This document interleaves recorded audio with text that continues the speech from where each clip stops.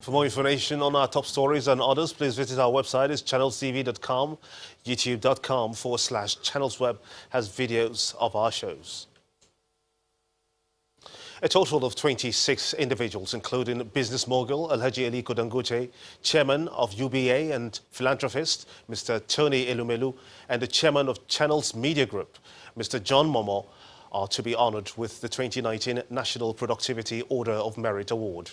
Addressing journalists ahead of the ceremony on Thursday, November the 28th, the Minister of Labour and Productivity says that the award is in recognition of the recipients' outstanding contributions to national productivity. Besides the individuals, 7 organisations are also amongst the awardees. Our list of awardees for the National Productivity Order of Merit Award, as recommended and approved by government, recommended by the award committee and approved by government, entails 26 individuals, or comprises 26 individuals and 7 organizations drawn from all sectors of the economy for the conferment of the National Productivity Order of Merit Award. We have Mr. John Momoh, Chairman, Channels Television, and we have veteran journalist Sam Omaseye. We also have Alhaji Aliko Dangote. We have Dr. Oba Otudeko, and we have Mr. Tony Elumelu. The private sector have consistently strove to improve their productivity and to be considered for recognition and conferment of the award. In other stories, the Inspector General of Police, Mohammed Adamu, has called for the strengthening of police-community relations to effectively deal with insecurity in the country.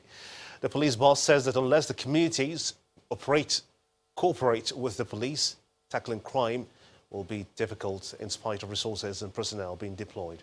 Mr. Adamu was speaking at the South-South Security Summit holding in Asaba, the Delta State capital. The Delta State Governor, Ifeanyi Okowa, in company of the Inspector General of Police, Mohammed Adamu, arrive at the event center in Asaba, Delta State, for the South-South Security Summit. Effective community policing. The Regional Security Summit by the police, which is the 4th in the series, brings together state governors in the region, traditional rulers, and other critical stakeholders to brainstorm on more effective ways to prevent and combat crime. The Delta State Governor, who highlights some of the peculiar forms of crime in the region, says the Nigerian police must work closely with the people to rebuild the broken trust that exists between communities and the force. The police is generally perceived not as a friend, but as a conquering force working at the behest of those of us who are in the ruling class. There is therefore a compelling need to break down the walls of apathy and rebuild the trust through deliberate policies and actions. Other state governors and their representatives, as well as traditional rulers, made suggestions on how to keep the region safe. As we review our policing challenges, one thing is clear. Underneath it all is the absence of an opening up of the system, the absence of economic opportunities to cater for the rapidly changing population explosion or demographic change which we are facing. The first thing we need to do is to focus on the economy, to expand the economic opportunities available to younger people who are most prone to criminality. The Inspector General of Police appreciates the contributions of state governments. He admits that without closing the relation gap between police and the people, community policing will be an effort in futility. Regardless of the number or quality of human resources, logistical capacity, funding profile, remuneration, and policing strategies that are in place, the achievement of the mandate of police, as well as the security and safety of the community they serve, shall remain under threat if there are partnership, community, and trust gap existing between the police and the citizens. At the end of the day, the resolutions reached at this summit is expected to help increase active citizen engagement, participation and collaboration with the police in combating crime that threaten the region and the country. You're watching the news at 10 on Channels Television, reaching you live from Lagos. Let's switch our gears now to our Abuja studios, shall we? Where Mark Ogun Yusuf standing by to take us through a couple of more stories. Mark. Hello, Gimba. We're starting at the National Assembly, where the Senate is planning to introduce a bill to address election and post-election violence in the country. According to the upper chamber, the proposed bill, if signed into law, will prescribe severe punishments for perpetrators of violence during any election in the country. This follows a nationwide outcry over the growing incidents of election violence, particularly the recent cases in Kogi and Bayelsa State during the 16th November governorship polls.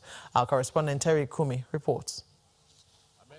As moved by the Speaker. Almost 2 weeks after the elections in Kogi and Bayelsa states, the National Assembly is reacting to the violence that occurred. Complicit in the violence In the House of Representatives, raised as a matter of urgent public importance, the Deputy Minority Leader expresses worry that despite the deployment of over 65,000 policemen for the elections, there were still significant cases of violence leading to deaths. While the police says it has arrested 6 suspects in the case of the murder of the PDP women leader in Kogi State, the lawmakers believe an investigation by the House is still necessary.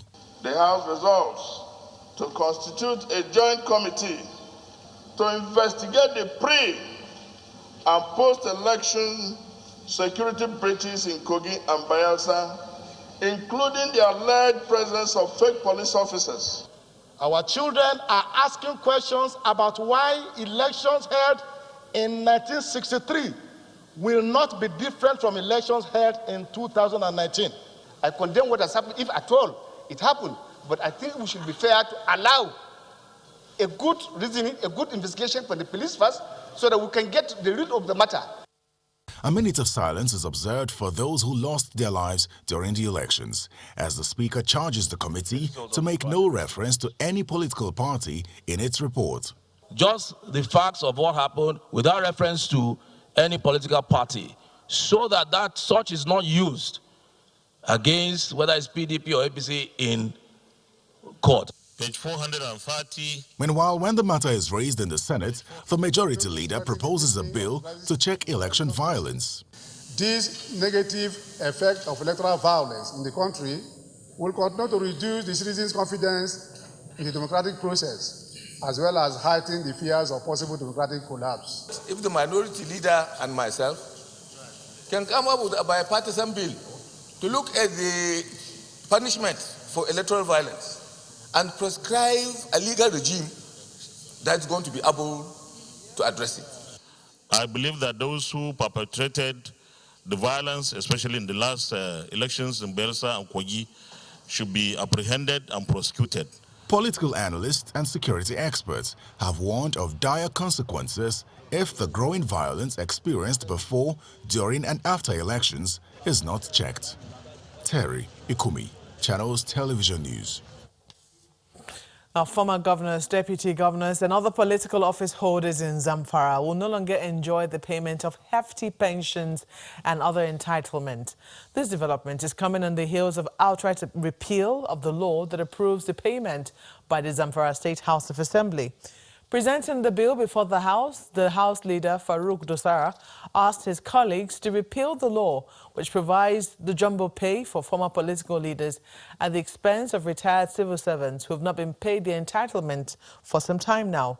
According to him, past leaders in the state get over 700 million naira annually, which is constituting a drain on the state's economy. After serious deliberations and contributions by the House members, the bill was passed into law and will be sent to the governor for his assent. And as part of a two-day working visit to Nigeria, the Prime Minister of the Netherlands, Mr. Mark Rutte, has met with President Muhammadu Buhari at the State House in Abuja. The two leaders held bilateral talks and reiterated their commitment to the fight against human trafficking and improving relations. Other areas of engagement by the two leaders are in the areas of economy, politics and cultural ties. Our correspondent Ibrahim Adra reports. President Muhammadu Buhari was on hand to receive Prime Minister Mark Rutte.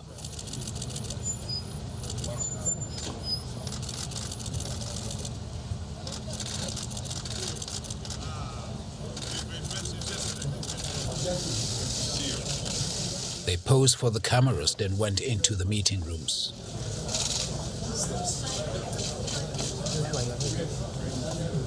The talks are done behind closed doors, and so were the roundtable business interactions.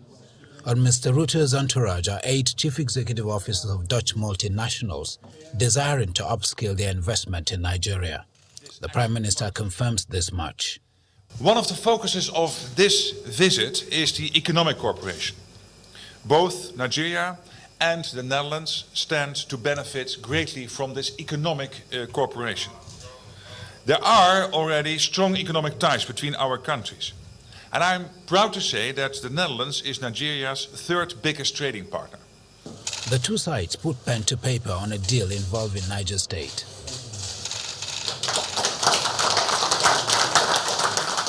The two countries also agreed to deepen political, cultural, security ties while collaborating to tackle irregular migration.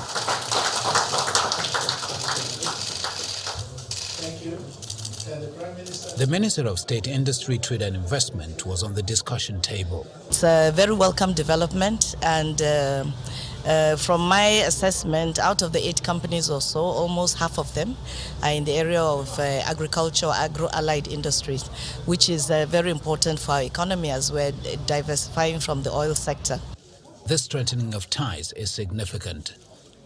The multilateral system is under challenge at the moment, and we have a very strong interest as a government, as a country, to support the multilateral system, the United Nations systems, the international organizations, and especially in the context of the peace and security challenges.